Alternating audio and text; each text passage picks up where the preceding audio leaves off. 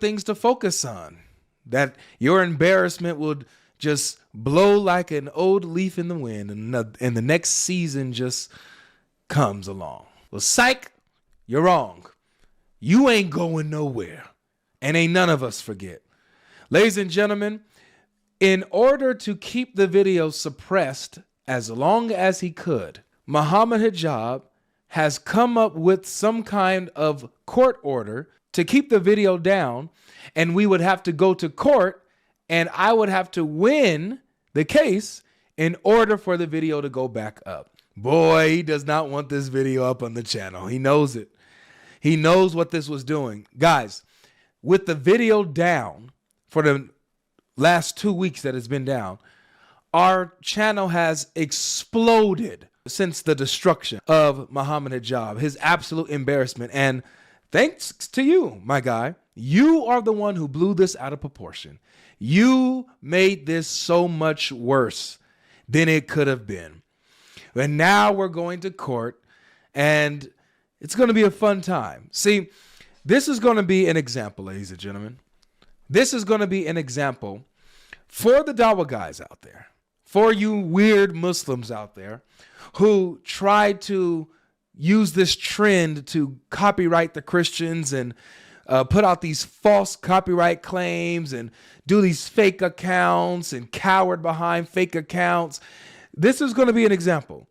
You guys will no longer be getting away with these false copyright claims. We're going to get you. Let it be known, Mohammed Hijab, this is long from over. You are just prolonging the inevitable. And so, just Finally, for Muhammad Hijab to file a court case against that is Godlogic over the heated debate that they had like 2 weeks ago.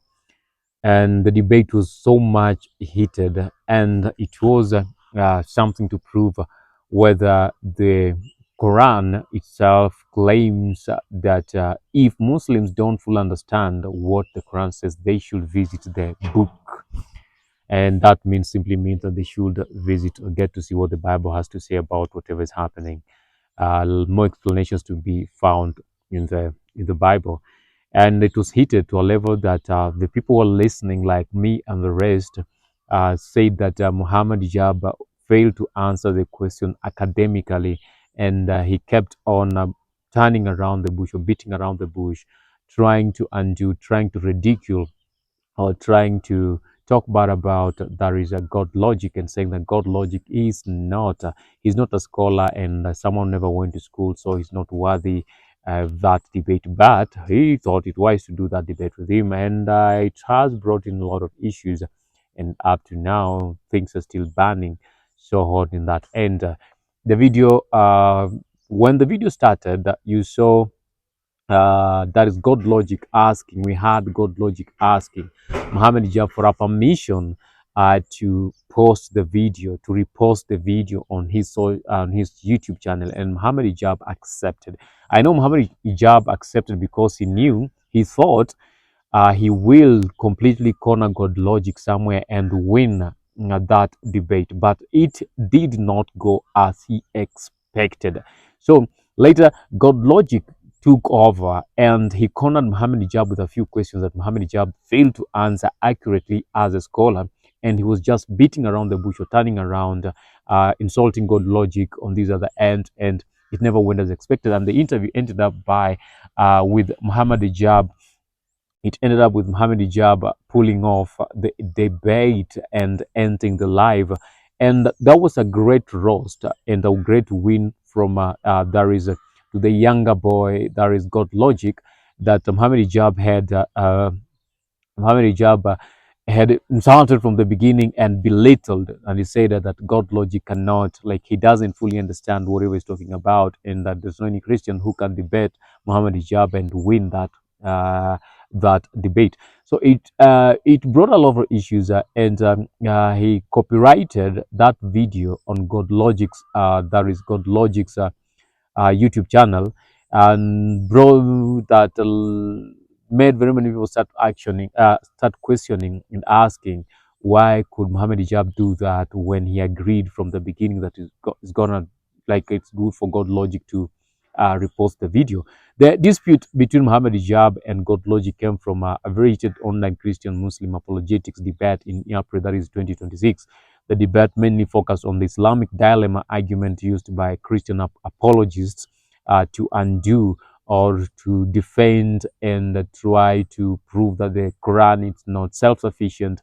It needs evidence from other sources, and the primary evidence that the Quran sends Muslims to go and check in, or the Prophet Muhammad sends the Muslims to go check in, is the Bible, the book of those people, the believers.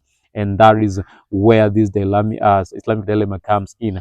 Whether the Quran confirms the authority of the Bible or not, Muslims have believed and have been taught, and the Quran says that the Quran is the last book that God brought in to correct the errors that were there. That is the correct errors that are in the Bible. And now, as much as it's to correct the errors in the Bible, it's telling these guys or believers of Islam to also, if they don't fully understand something, they should go and check in that book, in the book that is in the biblical text, and see whether to affirm whether the subject that they're talking about is true or not, because that book, some kind of the book that the Quran talks about, is complete in its essence. And if you need to correct something in this other book, you go to the other book. But the dilemma is, they say that this other book is corrupted and the Quran is the complete one. So that is where the dilemma comes in. Claims about corruption or preservation of the Bible text, every Muslim will use that one to fight Christian, not really fight, but to argue that the Bible is not complete and it's not right. Now that the Quran has come in to correct all those faults in the Bible.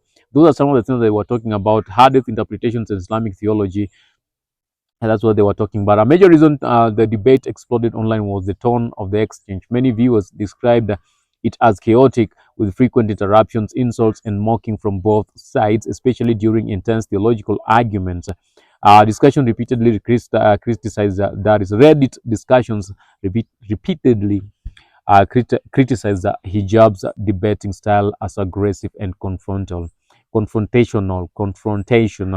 That is against God logic. The biggest controversy afterward was not a confirmed physical fight, but a copyright strike. That is Godlogic's YouTube video. Godlogic claimed that Hijab verbally allowed him to upload the debate footage, the stream and the debate footage. Later, copyright strike reportedly removed Godlogic's upload from the YouTube. Critics accused Hijab of trying to suppress the debate after clips went viral and gained hundreds of thousands of views. That is on Godlogic's YouTube channel. Supporters of Godlogic argued that Hijab struggled with questions about Quranic references to earlier scriptures. You can see that in the comment section. Godlogic cornered him on historical and textual argument. The copyright strike showed poor sportsmanship after the debate. That is from Godlogic. Meanwhile, Hijab supporters also sides with Godlogic, as they say the Islamic dilemma argument is weak and academically flawed. It's not something that Muslims shouldn't be using to argue out their whatever they're arguing out. Hijab successfully challenged Christian assumptions about biblical preservations. Critics online exaggerated the debate outcomes because of anti-Islam bias. That is what fully happened. And then there's no currently, as things are happening on that, and most people think that for you, as a follower of God Logic and Muhammad Hijab, do you think Muhammad Hijab did the right thing to copyright that video? If yes, tell us the reasons to why. And for the followers of God Logic, know most of you feel that Muhammad Hijab did something that was so bad to copyright that video. And the reasons why Muhammad Hijab copyrighted that video will be very simple. Number one, maybe he knows that he lost in that debate. And for that evidence never to ever be there, that people to see that he lost in that debate, is to make sure that that video can never ever appear on any social media account, or it can never ever appear on YouTube, because most people will go do a reference on that video and try to find what really happened and what they really say. So that's a downfall for someone like Muhammad Hijab, who has always shown or proved or presented himself as a Muslim scholar who fully understands Islam than anyone else and who fully understands the scriptures than anyone else and is ready any day, anytime, anywhere to defend Islam to the teeth. He did it and he failed. So one thing that he should do is to just make sure that everything happens as it's supposed to be. And I don't know what's your take on that. Maybe you tell us what you think on that. What do you think about that? And in the comment section, if you think Mohammed Hijab did the right thing to do it, or if you think Mohammed Hijab did the wrong thing, if you think him going to the court to bar Godlogic from ever posting that video is a right thing, you can tell us. We would like to know. Thank you. It's been your host, Alan. Until next time we meet, please, if you think whatever you're doing is really necessary, why can't you just subscribe to a YouTube channel and support us?